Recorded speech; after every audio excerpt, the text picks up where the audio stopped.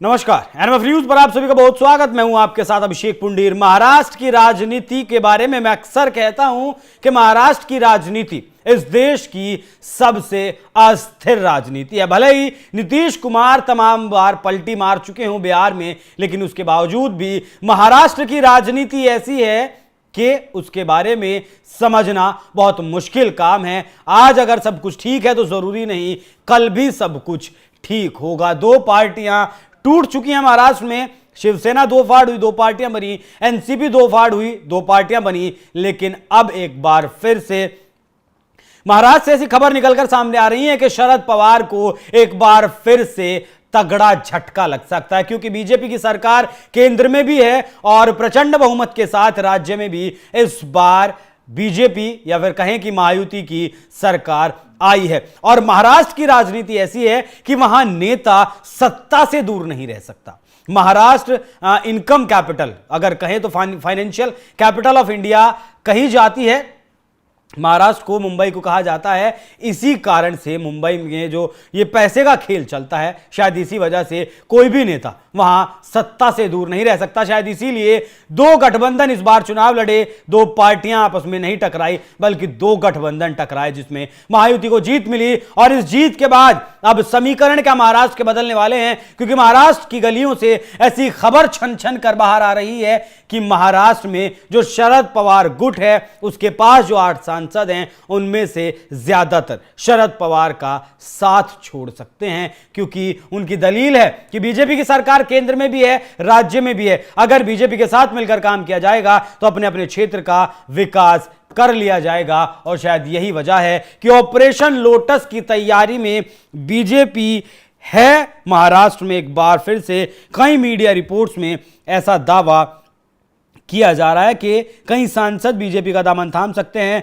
अगर ऐसा होता है तो यह शरद पवार के लिए बहुत तगड़ा झटका होगा, क्योंकि एक तो पहले ही एनसीपी दो धड़ों में बढ़ चुकी है, दूसरा महाविकास आघाड़ी की महाराष्ट्र में विधानसभा चुनाव में तगड़ी हार हुई, और तीसरा अगर शरद पवार के कुछ नेता बीजेपी का दामन थामते हैं तो ये शरद पवार के लिए किसी बुरी सपने से कम नहीं होगा। शरद पवार की पार्टी के कई सांसद बीजेपी के संपर्क में हैं और वो पाला बदल सकते हैं। इन सांसदों का कहना है अगर प्रदेश की सत्ता पर भाजपा काबिज है और केंद्र की सरकार उसी की है, ऐसे में बीजेपी के साथ जाने से क्षेत्र का विकास करना आसान होगा।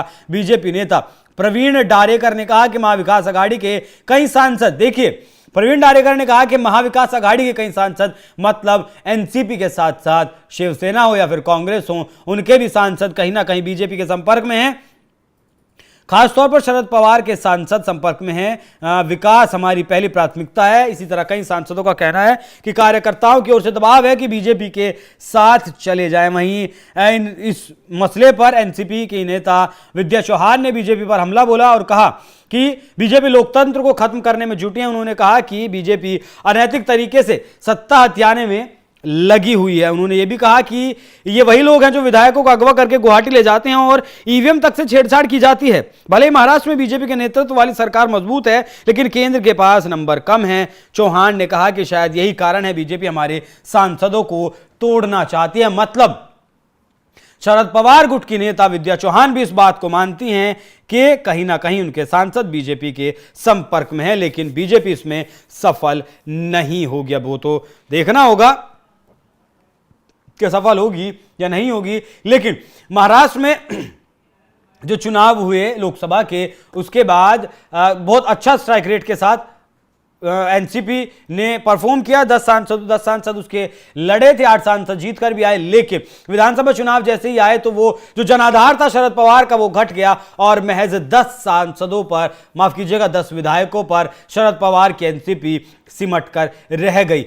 ऐसा ही 20 सांसदों पर शिवसेना और लगभग 10 सांसदों के साथ, माफ कीजिएगा 16 सांसदों के साथ कांग्रेस पार्टी सिमट कर रह गई। तो कहीं ना कहीं ये जो जनाधार महाराष्ट्र में विधानसभा के लिहाज से घटा है, नेताओं के अस्तित्व पर भी, राजनीतिक अस्तित्व पर भी खतरा मंडराया है। और शायद उन्होंने ये सोचा है कि अगर पानी में तैरना है तो पानी के विपरीत क्यों तैरना, शायद पानी के साथ अगर, लहरों के साथ अगर तैरेंगे तो नैया पार लग सकती है। महाराष्ट्र में ये गणित बदलने वाला है, बदल सकता है, उसके बारे में भी पुख्ता तौर पर तो नहीं कहा जा सकता। लेकिन जिस तरीके से विद्या चौहान हो या फिर प्रवीण बीजेपी के नेता हों, उनके द्वारा जो ये बयान सामने आए हैं उससे तो ये साफ जाहिर होता है कि ऑपरेशन लोटस की तैयारी तो महाराष्ट्र में चल रही है और बीजेपी के संपर्क में एनसीपी के सांसद जरूर हैं। 240 सांसदों पर सिमटी बीजेपी लोकसभा चुनाव में अपना जनाधार, अपना नंबर गेम लगातार बढ़ाने की कोशिश कर रही है, क्योंकि जिससे कि उसे जो 2 बैसाखियों के सहारे वो चल रही है, उन बैसाखियों के सहारे उसे ज्यादा ना रहना पड़े, उन पर पूरी तरीके से निर्भर ना रहना पड़े। तो अगर ऐसा होता है तो लोकसभा के लिहाज से भी बीजेपी 240 की जो संख्या है उसे बढ़ाने में भी कहीं ना कहीं कामयाब रह सकती है। अब देखते हैं कि चाणक्य नीति क्या महाराष्ट्र में भी कुछ कमाल करके दिखाती है। बाकी इस पूरी खबर पर क्या कुछ आपकी राय कमेंट कर में जरूर बताएं। धन्यवाद।